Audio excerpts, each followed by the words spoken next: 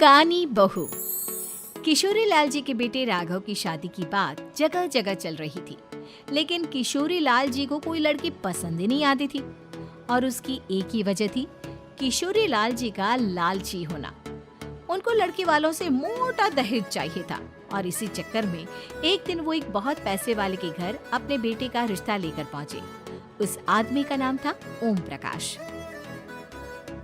देखे किशोरी लाल जी, मेरी एक ही बेटी है और मेरी सारी संपत्ति जायदाद सब कुछ मेरी बेटी नैना का ही है। पापा, नाम से लगता है बहुत खूबसूरत होगी। कितना अच्छा नाम है ना, नैना। ओ, वैसे बात तो सही है आपकी। अब इतना पैसा है, जमीन जायदाद है, इकलौती बेटी, आप भी क्या करेंगे? सब कुछ उसे ही देंगे ना। बिल्कुल ठीक पहचाना आपने। बस बेटी की शादी और सारी जायदाद उसके नाम। पापा, बिना देखे हाँ कर दीजिए ना। इतना अच्छा रिश्ता फिर कहाँ मिलेगा? माला माल हो जाएंगे हम। मैं अपनी बेटी को बुलाता हूँ। अरे नहीं नहीं नहीं नहीं, आपकी बेटी का नाम नैना है, सुनकर ही लगता है बहुत सुंदर होगी। रहने दीजिए अंकल, मैं तो आपकी बेटी के नाम से ही इतना खुश हो गया हूँ कि उसे बिना देखे शादी करने को तैयार हूँ। अब तो मैं उसका चेहरा सीधे शादी के बाद ही देखूंगा। और इस तरह राघव नैना का चेहरा नहीं देखता और उससे शादी कर लेता है। शादी के बाद अपनी सुहाग रात पर जब राघव नैना का घूंघट उठाकर देखता है तो नैना की आंखें बंद थी। कितनी खूबसूरत हो तुम नैना, जरा अपनी आंखें खोलकर मेरी तरफ देखो तो सही। नहीं, मुझे शर्म आती है। अरे, मैंने तुम्हें शादी से पहले भी नहीं देखा और अब अगर तुम आंखें खोलकर मुझे देखोगी भी नहीं तो मुझे अच्छा कैसे लगेगा? इससे पहले कि नैना अपनी आंखें खोलकर राघव की तरफ देखती, अचानक से लाइट चली गई और राघव नैना को पूरी तरह से देख भी नहीं पाया। अगली सुबह नैना राघव के लिए नाश्ता बनाकर लेकर आई। अरे ये क्या, आधा पराठा सेका हुआ है और आधा बिल्कुल कच्चा। ये तुमने क्या किया नैना?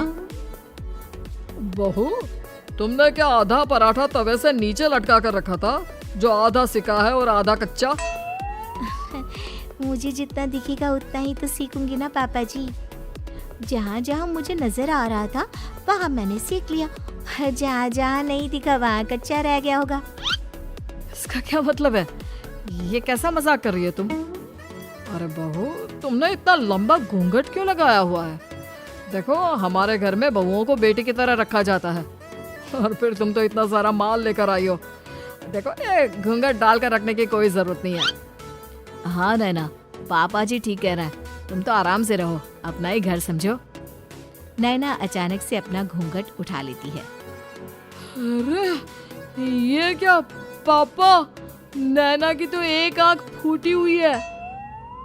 नाम से नैना, लेकिन ये तो कानी बहू निकली। मेरे साथ धोखा हुआ है, धोखा।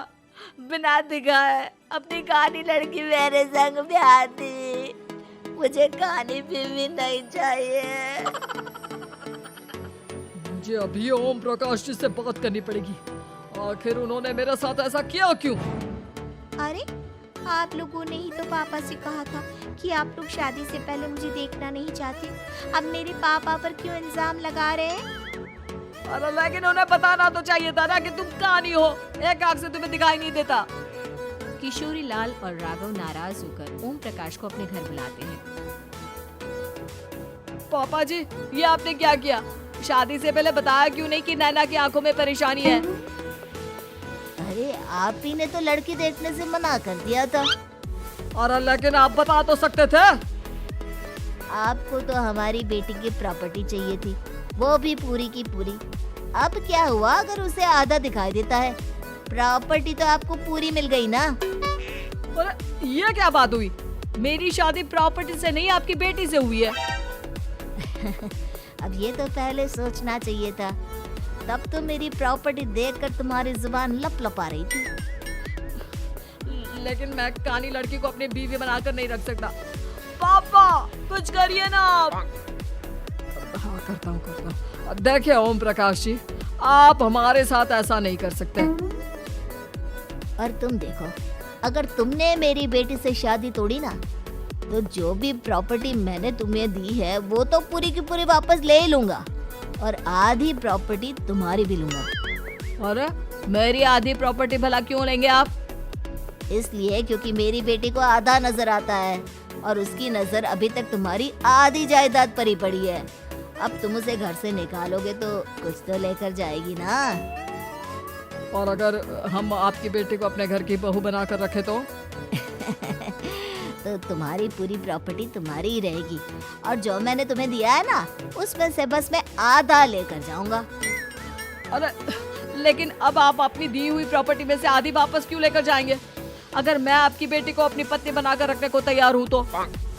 इसलिए ताकि भविष्य में अगर तुम मेरी बेटी को धोखा दो तो उसके पास कुछ तो रहे जो पति का हो।